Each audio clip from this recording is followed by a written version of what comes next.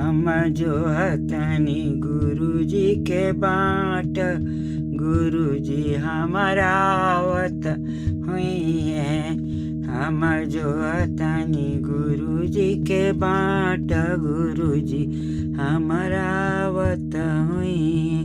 गुरु जी के कपड़ा पर गंगा मारनिया, मथवा पे दुई जी का चांद, गुरु जी हमारा आवत हुई है। हम जो हतनी गुरु जी का बाट, गुरु जी हमारा आवत हुई है।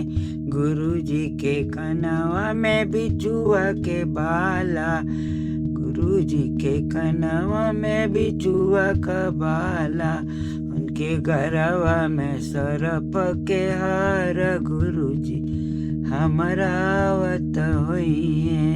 हम जो हतनी गुरु जी का बाट, गुरु जी हमारा आवत हुई है। गुरु जी के अंगवा में भभूति रमावे, गुरु जी त अंगवा में भभूति रंगावे, उनके कमर में मिर्गा का चाल, गुरु जी हमारा आवत हुई है। हम जो हतनी गुरु जी का बाट, गुरु जी हमारा आवत हुई है। गुरु जी के हथवा में त्रिशूल डमरुआ, गुरु जी के गोड़वा में त्रिशूल डमरुआ, उनके गरवा में सपवा के हार, गुरु जी हमारा आवत हुई है। हम जो हतनी गुरु जी का बाट, गुरु जी हमारा आवत हुई है।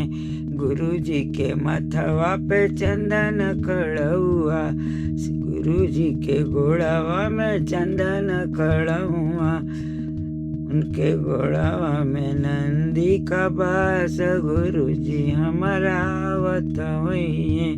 हम जो हतनी गुरु जी का बाट, गुरु जी हमारा आवत हुई है। गुरु जी के अंगवा में गौरा महारानी, उनके गोदवा में गणपत लाल, गुरु जी हमारा आवत हुई है।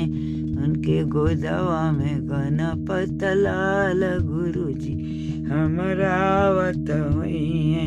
हम जो हतनी गुरु जी का बाट, गुरु जी हमारा आवत हुई है। गुरु जी के चरण में बसा बहलावा, भगत जो है ना उनका बाट, गुरु जी हमारा आवत हुई है।